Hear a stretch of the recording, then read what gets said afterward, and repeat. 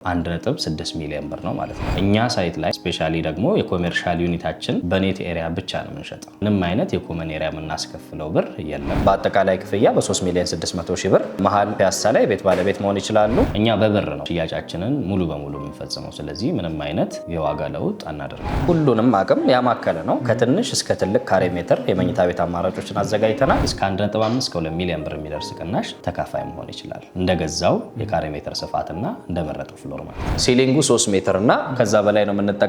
ሲረከበው በትንሹ 2 ሚሊዮን ብር አትርፎ መሸጥ የሚችልበት አማራጭ አለ። ምክንያቱም ያው ሰፊ ዲማንድ ነው ያለው። እንቅስቃሴውም ተክለ ሃይማኖት አካባቢውም ለንግድ ያለው ምቹነት የሚታወቅ ነው። መኝታ ቤትና ሳሎናችን ወደ ከተማ ነው እይታ ያለው። ወደ አራዳ ፓርክ፣ ወደ ፍሬንድሺፕ ፓርክ፣ ወደ ጥቁር አንበሳ፣ ወደ ሲቲቪው ነው ያለው። ሙሉ የሆነ የ30% ዲስካውንት አድርገን በ70% ብቻ ይዘነው የመጣ ነው። ትልቅ ቅናሽና ትልቅ ኦፖርቹኒቲ ነው ለደንበኞች እየሰጠን ያለ ነው።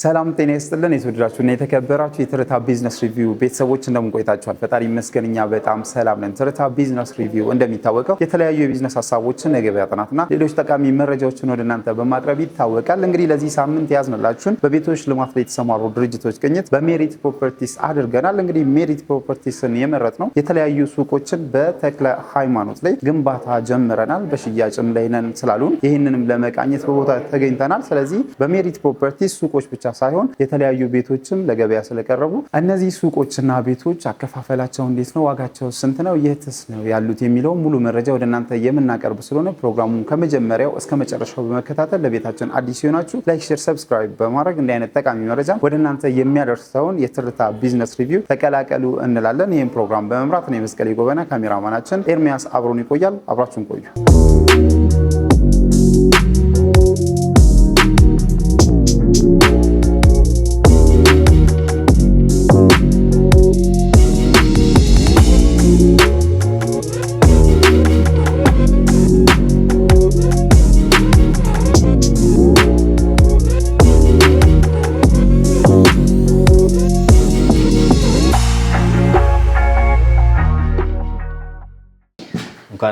እንኳን ደህና አረፍ በል።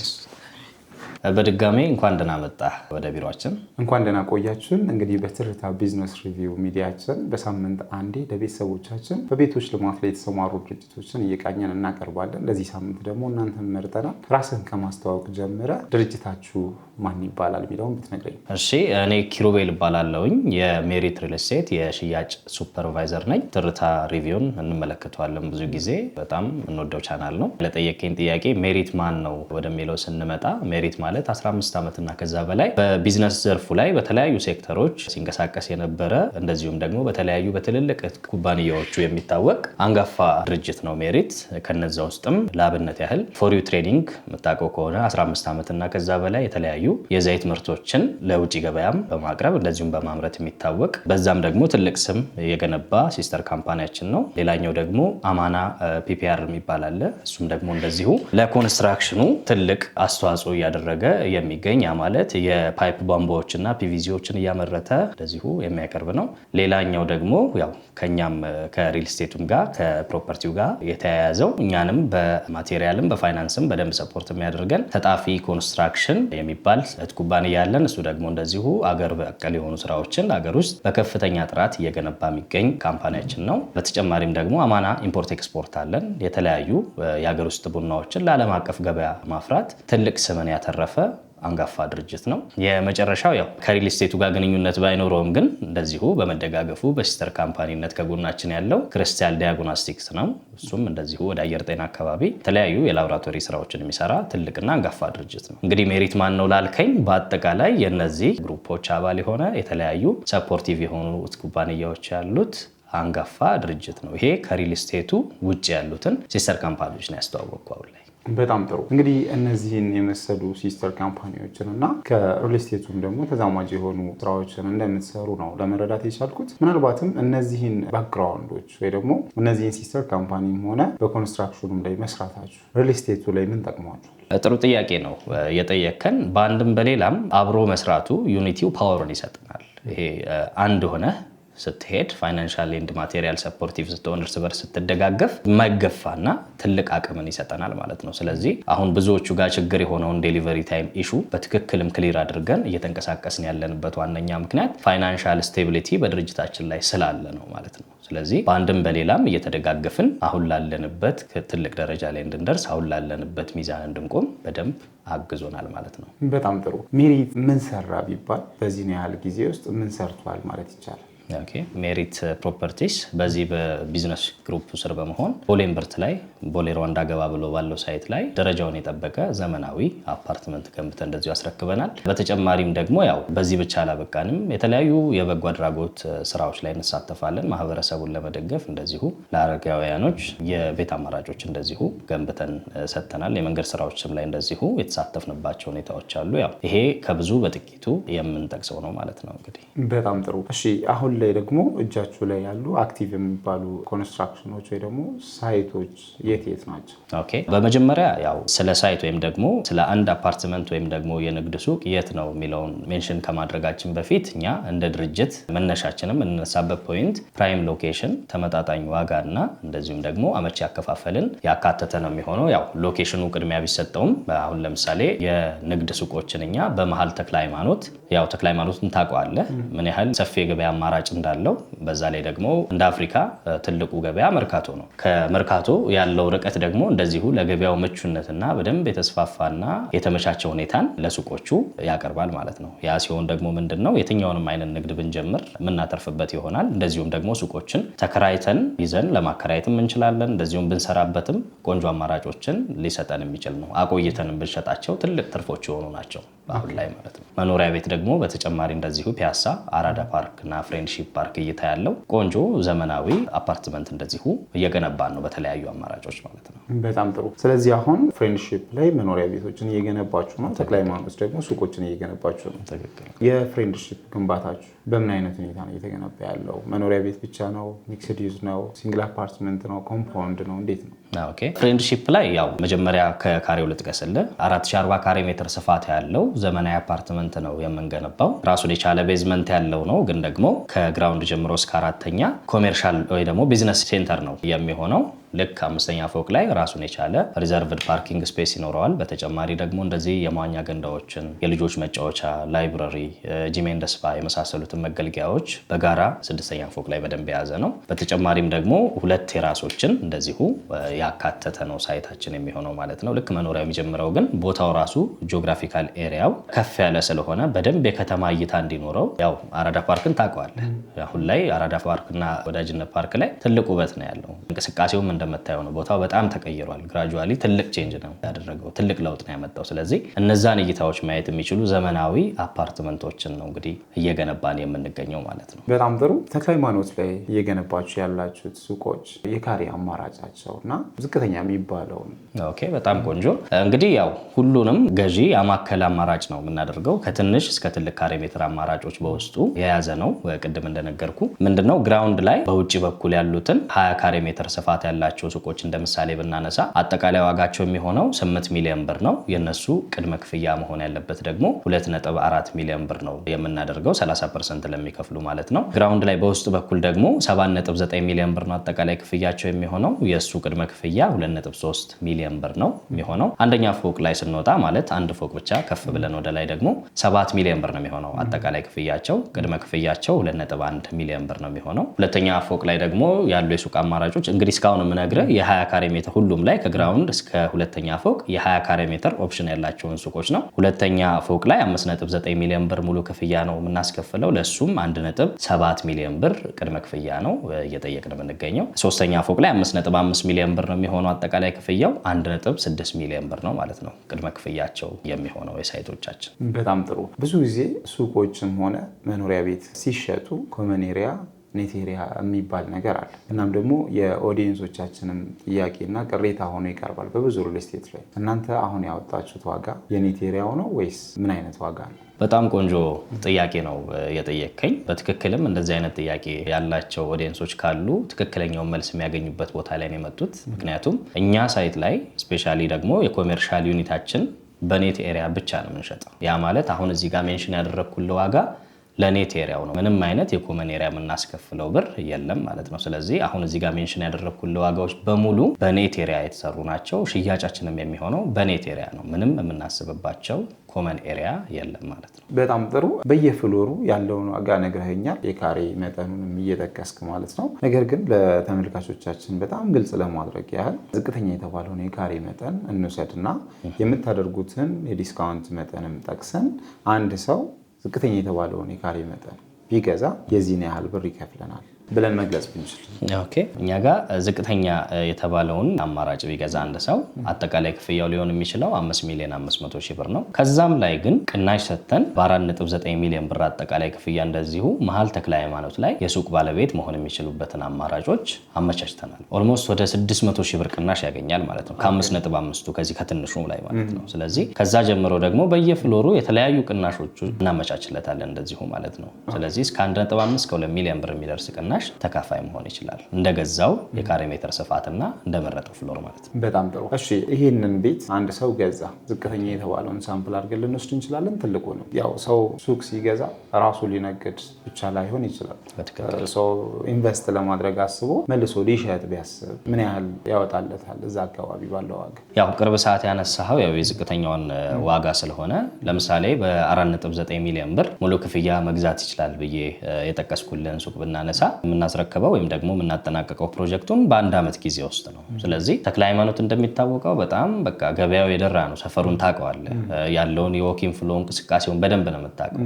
ቅድምም እንደጠቀስኩልህ ከመርካቶ ያለው የቅርብ ርቀት መሆኑ ደግሞ እንደዚሁ ሌላው ዲማንዳችንን የሚያሰፋበት መንገድ ነው። ስለዚህ በትንሹ 4.9 ሚሊዮን ብር የገዛውን ቤት ሲረከበው 2 ሚሊዮን ብር አትርፎ በትንሹ መሸጥ የሚችልበት አማራጭ አለ። ምክንያቱም ያው ሰፊ ዲማንድ ነው ያለው። እንቅስቃሴውም ተክለ ሃይማኖት አካባቢውም ለንግድ ያለው ምቹነት የሚታወቅ ነው። ስለዚህ በትንሹ 2 ሚሊዮን ብር አትርፎ መሸጥ የሚችልበት ሁኔታ አለ ማለት ነው። በጣም ጥሩ። በምን ያህል ጊዜ ነው የሚረከበው ማለት ነው? ያው እንግዲህ ሎኬሽኑ እንደጠቀስኩልህ ትልቅ ንግድ የሚካሄድበት ቦታም ስለሆነ እኛም ደግሞ ስንረከበው ራሱ ቀጥተኛ ዳይሬክሽን ተሰጥቶን ነው ከመንግስት የወሰድነው። ስለዚህ እኛ 6-7 ወርም ልናጠናቅቀው እንችላለን። ቢበዛ ግን ከ1 ዓመት በላይ መለጠጥ የማንችለው ፕሮጀክት ነው። ምክንያቱም ያው ፍሎሩም G+3 ስለሆነ ቶሎ ዴሊቨር ለማድረግ ነው እኛም ዳይሬክሽን ወስደን እየሰራን የምንገኘው። በጣም ጥሩ። እንግዲህ 100% ከፍሎ ለሚገዛ ሰው በዚህ መልኩ አውርተናል።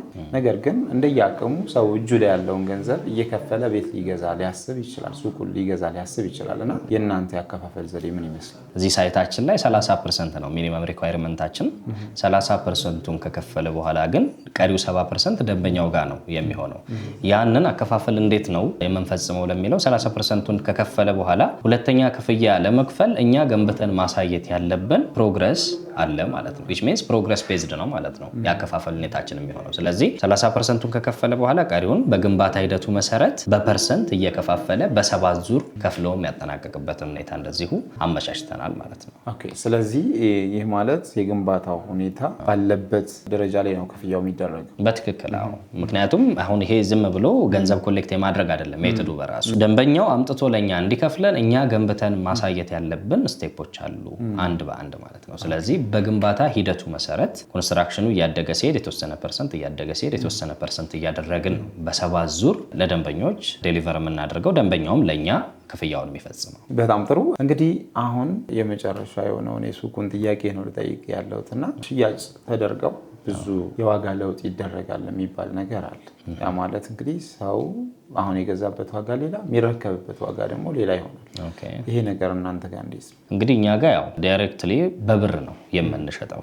ያው እንደዛ አይነት ችግሮች የሚመጡት ብዙ ጊዜ በዶላር ሽያጮች ሲፈጸሙ ነው። እኛ በብር ነው ሽያጫችንን ሙሉ በሙሉ የምንፈጽመው። ስለዚህ ምንም አይነት አሁን ከተሰማው ውጪ የዋጋ ለውጥ አናደርግም ማለት ነው። ኦኬ። ሰው በዚህ ዋጋ ነው የሚረከበው? በትክክል። በጣም ጥሩ። ሱቆቹን በዚህ መልኩ ለመረዳት ይችላል። እንግዲህ ከዚህ በመቀጠል ፍሬንድሺፕ ላይ ደግሞ ቤት እያለማችሁ እንደሆነ ነው የተረዳ ነው። ቅድም በመግቢያችንም ገልጸነዋል። ምናልባት ሳምፕል ሃውስ ካላችሁ ያንን ሳምፕል ሃውስ እያየን የቤቶቹን ሁኔታ ደግሞ ማውራት ብንችል። ኦኬ። የሳምፕል ሃውስም ቢሮአችን ላይ ስለተዘጋጀ ሄደን ማየት እንችላለን። በጣም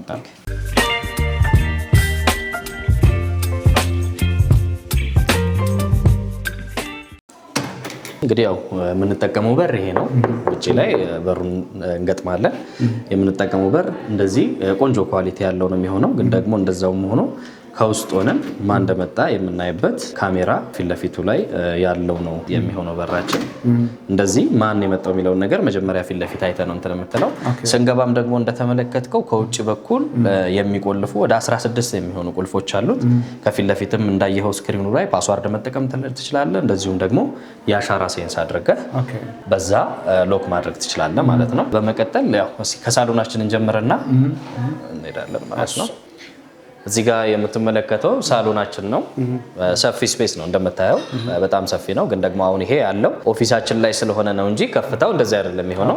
ሲሊንጉ 3 ሜትር እና ከዛ በላይ ነው የምንጠቀመው። እንግዲህ እዚህ ጋር እንደምንመለከተው በጣም ሰፋና ለቀቅ ያለ ሳሎን ነው የሚኖረን። በዛ ላይ ደግሞ ፍሎር ፕላናችን ወይም ደግሞ ዲዛይናችን ሰርቪስ ኳርተር፣ ሰሚ ፕራይቬት እና ፕራይቬት የሚባሉትን ኤሪያዎች በደንብ አድርጎ ኪፕ ያደረገ ነው። በዛ ላይ ደግሞ የትኛውም ቤት መስኮት ይኖረዋል። የትኛውም ክፍል እኛ ጋር ናቹራሊ ቬንቲሌት ያደርጋል። ብርሃንና አየር በደንብ ማስገባት የሚችል ነው የሚሆነው። ያ ማለት በሳሎናችን በኩል ወጥተን ወደ ፊት ለፊት የምንመለከትበት ራሱን የቻለ ባልከኒ ያለን ማለት ነው። በተጨማሪም ደግሞ ሌሎቹን ክፍሎች እየሄድን እንደዚሁ መመልከት እንችላለን ማለት ነው። ይሄ ኪችናችን ነው። እዚህ ጋር ሎክድ የሚሆን ኪችን ያለን። ያ ማለት በኪችኑ በኩል አልፈን እዛ ጋር ሜድስ ሩም አለን፣ የሰራተኛ ክፍል። ከዛ ፊት ለፊት ላይ ከሱ ትይዩ ደግሞ እንደዚሁ የሜዲስ ባዝ አለን ማለት ነው። ሰራተኛችን አክሰስ የምታደርገው በደንብ ተደርጎ የተሰራ ዲዛይን ነው ያለን። እዚህ ጋር ሰፊ ኪችን አለን እንደዚሁ። እዚህ ጋር በሜዲስ ሩሙ በኩል ወይ ደግሞ የተከፈተበት በር ዋነኛ ምክንያት እዚህ ጋር ኢፍ ገስት ቢኖርብን ሳሎናችን ላይ የኛም ፕራይቬሲ ተጋፍቶ ወደኛና ወደ ልጆቻችን መኝታ ቤት አልፎ እንዳይጠቀም በዚህ በኩል ወክ አድርጎ እዚህ ጋር ወደ አዘጋጀንለት የመታጠቢያ ክፍል አክሰስ ማድረግ ይችላል ማለት ነው። ስለዚህ የኛም ፕራይቬሲ ተጋፍቶን ወደ እኛና ወደ ልጆቻችን መኝታ ቤት አይገባም ማለት ነው። ስለዚህ ከዚህ በኋላ ያለው ፕራይቬት ሴክተራችን ይሆናል ማለት ነው። ልክ እዚህ ጋር ይሄ ከዚህ መልስ ያለው የኛና የልጆቻችን መኝታ ቤት ያለበት ስፔስ ነው ማለት ነው። ስለዚህ እዚህ ጋር ሰርቪስ ኳርተር ስፔሱን አይተነዋል፣ ሜዲሳችን የምትገለገልበትን። እዚህ ጋር ደግሞ ሰሚ ፕራይቬት ስፔሳችን ነው ሳሎናችን የሚሆነው። እንግዲህ ይሄ ከዚህ መልስ ያለው ፕራይቬት የሚባለው ኤሪያችን ነው የሚሆነው። ማስተር ቤድሩሙ ጋር እመጣልሃለሁ። ግን ደግሞ እዚህ ጋር አንደኛው የልጆች መኝታ ቤት ይሄኛው ነው። እንደምታየው በደንብ መስኮት ያለው ቬንቲሌት ማድረግ የሚችል ነው። በቂ አየር ያለው ነው። በቂ ብርሃን ማስገባት የሚችል ነው። ስፋቱንም በዚህ በምታየው ደረጃ ነው። እንግዲህ ያው የልጆች መኝታም አይመስልም። እንደምታየው በደንብ ሰፋ አድርገን ነው የሰራ ነው። እዚህ ጋር ለሁለቱ መኝታ ቤቶች የሚያገለግል የጋራ መታጠቢያ ነው ያዘጋጀንላቸው። ከሁለቱ ልጆች ውጪ ማንም ሼር አያደርጋቸውም። ምክንያቱም እንግዳ ቢኖር ቅድም አሳይቻለሁ ውጪ ላይ። ስለዚህ ይሄ የጋራ መገልገያቸው ነው ለሁለተኛውና ለሶስተኛው መኝታ ቤት ማለት ነው። አሁን መኝታ ቤታችን ነው ደግሞ ማስተራችን ደግሞ በቃ ለየት ያለ ነው። ዲዛይኑ በራሱ ቆንጆ ነው። ስፋቱንም የምትመለከተው ነው። ልክ እንደመጣን እዚህ ጋር የራሱ የሆነ ፕራይቬት የሆነ ማስተር ባዝሩም አለን። በምታየው ደረጃ ሰፊ ነው። መታጠቢያው እዚህ ጋር አለ። እዛ ጋር ደግሞ ራሱን የቻለ ስፔስ አስቀምጠንለታል። ስትመጣ እዚህ ጋር የምታየው በጣም ሰፊና ዘመናዊ ነው አድርገን እየሰራን ያለ ነው። ያ ማለት በዚህ በኩል ቅድም በሳሎኑ በኩል ባልከኒ ያለ ብያለሁ። በዚህ በኩል ደግሞ ስላይድ የሚደረግ ራሱን የቻለ በር አለው ማለት ነው። ምክንያቱም መኝታ ቤትና ሳሎናችን ወደ ከተማ ነው እይታ ያለው፣ ወደ አራዳ ፓርክ፣ ወደ ፍሬንድሺፕ ፓርክ፣ ወደ ጥቁር አንበሳ፣ ወደ ሲቲቪው ነው ያለው። በየትኛውም እይታ ብታየው ሳሎንና መኝታ ቤታችን በደንብ አድርጎ ቪውን የሚያሳየን ነው ማለት ነው። ግን ደግሞ ቅድም እንዳልኩ በሳሎኑ ጋር ባልከኒ ያለን፣ ልክ በዚህ በመኝታ ቤቱ ጋር ደግሞ መቆም የሚቻልበት ስፔስ፣ የተወሰነች ስፔስ እንደዚህ ደገፍ ብለን ወደ ውጪ የምንመለከትበት አለን ማለት ነው። ስለዚህ ከዚህ ደረጃ ቆንጆና ዘመናዊ ቤቶችን ነው እየገነባን ያለ ነው። ስፋቱ እንዴት ነው? አያምርም? በጣም አሪፍ፣ በጣም ቆንጆ ነው። ይሄ እንግዲህ 3 መኝታ ቤት ማስተር ቤድሩማችን ነው። ይሄን ይመስላል እንግዲህ።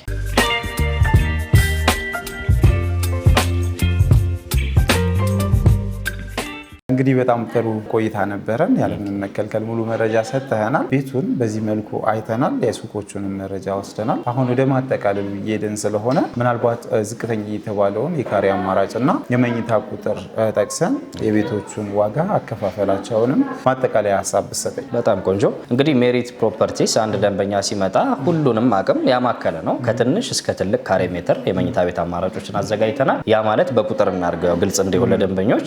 አንድ መኝታ ቤት 49 ካሬ ሜትር ስፋት ያለው በአጠቃላይ ክፍያ በ3 ሚሊዮን 600 ሺህ ብር መሀል ፒያሳ ላይ ቤት ባለቤት መሆን ይችላሉ። ሁለት መኝታ ቤት 95 ካሬ ሜትር ስፋት ያለውን በ5.8 ሚሊዮን ብር የቤት ባለቤት መሆን ይችላሉ። እንደዚሁም ደግሞ 3 መኝታ ቤት ስፋት ያላቸው 130 ካሬ ሜትር አፓርትመንቶችን በ8.4 ሚሊዮን ብር አጠቃላይ ክፍያ የቤት ባለቤት መሆን ይችላሉ። እንግዲህ አሁን እዚህ ጋር ይሄንን የአጠቃላይ ዋጋ ክፍያ ነው የነገርኩ። 100% ለሚከፍሉ ሙሉ የሆነ የ30% ዲስካውንት አድርገን በ70% ብቻ እየሸጥ እየሸጥን ስለሆነ ነው ይሄንን ዋጋ ያቀረብነው። ግን ደግሞ አይ 100% መክፈል አልችልም ለሚሉ ደንበኞቻችን ከ10% ጀምሮ ከፍለው የቤት ባለቤት የሚሆኑበትን አማራጭ እንደዚሁ አዘጋጅተናል ማለት ነው። 10% ቅድመ ክፍያውን ይከፍላሉ። ቀሪውን በግንባታ ሂደቱ መሰረት በ11 ዙር ከፍለው የሚያጠናቅቁበት ሁኔታ አመቻችተናል ማለት ነው። ስለዚህ ምቹ የሆነ ያከፋፈል ስርዓት ማለት እንግዲህ ያው እንደዚህ አቅርበናልኛ። በጣም ጥሩ። እንግዲህ አሁን የነገርከኝ 100% በአንዴ መክፈል ለሚችል ሰው ምናልባትም ሰው እጁ ላይ ባለው ገንዘብ እየከፈለ በፕሮግረስ መጨረስ ሊያስብ ይችላል እና እናንተ ጋር ያለው በፕሮግረስ የሚከፈለው የክፍያ መጠን እንዴት ነው የሚሆነው? ኦኬ እንግዲህ ያው ቅድም የነገርኩ 100% ለሚከፍሉ ደንበኞች ነው። ግን ደግሞ ወደ ቁጥር ስናመጣው 49 ካሬ ሜትሩን ባለ አንድ መኝታውን በ5 ሚሊዮን 145 ሺህ ብር አጠቃላይ ክፍያ መግዛት ይችላል። ያ ማለት በ15% ቅድመ ክፍያ በ771 ሺህ ብር ከፍሎ የቤት ባለቤት መሆን ይችላል። ሁለት መኝታ ቤት 95 ካሬ ሜትሩ 9 ሚሊዮን 900 ሺህ ብር ነው አጠቃላይ ክፍያው የሚሆነው። የሱን 10% ደግሞ ወደ 990 ሺህ ብር ከፍሎ እንደዚሁ የቤት ባለቤት የሚሆንበትን አማራጭ አዘጋጅተናል ማለት ነው። እያለ ደግሞ 3 መኝታ ለሚመርጡም እንደዚህ አይነት ያከፋፈል አማራጮችን አዘጋጅተናል እንደ ካሬ ሜትሩ ስፋት ማለት ነው። በጣም ጥሩ። እሺ እንግዲህ ለማጠቃለል ምናልባትም መጠቀስ አለባቸው ብለህ የምታስባቸው ነጥቦች ካሉ ተጠቅስልንና በስተመጨረሻም ሰው ካለበት ሆኖ ምናልባት አዲስ አበባ ላይ ሆን ይችላል በክፍለ ሀገርም በውጭም የሚኖሩ ኢትዮጵያውያን ይኖራሉ እና እነሱ እንዴት ነው ይሄንን ቤት መግዛት የሚችሉት የሚለውን ብትነግረን። ኦኬ በጣም ቆንጆ። እንግዲህ ያው እኛ ደንበኞቻችን ሀገር ውስጥ ብቻ ያሉ አይደሉም፣ ከሀገር ውጭም እንደዚሁ ኢንቨስት የሚያደርጉ በጣም ብዙ ኢትዮጵያውያን ሀገራቸው ሲመጡ ማረፊያቸውን የሚይዙበትን አማራጭ ለእነሱም ታሳቢ አድርገን ያዝ ነው። ያ ሲሆን እንግዲህ ያው ዋትሳፕ ኮንታክት እናደርጋለን። ዋትሳፕ ኮንታክት አለን፣ የድርጅቱን ስልክ እናስቀምጣለን። በዛ ዋትሳፕ ኮንታክት ዳይሬክት ማድረግ ይችላሉ። ሀገር ውስጥ ያሉ ደግሞ ቀጥታ ስልክ መስመር ስላለን በሱ ደውለው እኛን ማግኘት ይችላሉ። የአግሪመንቱ ጉዳይ እንዴት ይሆናል የሚል ነው ብዙ ጊዜ ውጭ ያለ ሰው ጥያቄውና፣ ስለዚህ ያው መጀመሪያ ተወካያቸው መጥቶ ያለውን አማራጭ ካየላቸው በኋላ ያው ተወካያቸው ሙሉ ውክልና ካለው በሱ በኩል መጨረስ ይችላሉ። ካልሆነም ደግሞ በዲኤችኤል ውል ፈርመው የሚመልሱበትን አማራጭ ወይም ደግሞ በዲኤችኤል እናገበያያቸዋለን ማለት ነው። ሌላውና መጨረሻ ላይ ማስተላለፍ የምትፈልገው ነገር ወይም ያልተጠቀሰ ካልከኝ እኛ እንደ ድርጅት ይዘነው የመጣ ነው ትልቅ ቅናሽና ትልቅ ኦፖርቹኒቲ ነው ለደንበኞች እየሰጠን ያለ ነው። ስለዚህ ይሄ ነገር ለሁሉም ስለሆነ ለአንተም ኦዲየንሶች ስለሚያገለግል መጥተው አማራጮቹን ይጠቀሙ እንላለን። ስፔሻሊ ደግሞ ቅድም መጀመሪያ ላይ ተክለ ሃይማኖት ጋር ስላወራናቸው ሱቆች ለ15 ቀን የሚቆይ ቅናሽ ነው አሁን ላይ ይዘን የመጣ ነው። ስለዚህ በዚህ 15 ቀን ውስጥ የሚመጡ ደንበኞች መጀመሪያ ላይ ሜንሽን ባደረግነው ዋጋ ማስተናገድ ይችላሉ። ቤቱም ላይ ለሚመጡ ደንበኞች እንደዚሁ ለ15 ቤቶች ነው ይሄን ቅናሽ ያወጣ ነው። ያው የሱቁ በቀን ነው፣ የቤቱ ደግሞ በቁጥር ነው ሜንሽን የተደረገውና ስለዚህ ፈጥኖ የመጣ ያሉትን አማራጮች በሙሉ የራሱ ማድረግ ይችላል ማለት ነው። ኦኬ እንግዲህ በጣም ጥሩ ቆይታ ነበረን። ያለምንም መከልከል ሙሉ መረጃ ሰጥተናል፣ የሱቆቹንም የቤቶቹንም ጭምር ማለት ነው። እንግዲህ ይህ መረጃ ተከታትለው ቤተሰቦቻችን እናንተም ማግኘት ሲፈልጉ በስክሪን ላይ በምናስቀምጠው ስልክ ቁጥር ያገኟቸዋል። ሙሉ መረጃም ትሰጣላችሁ ብለን እናስባለን። እሺ እናመሰግናለን።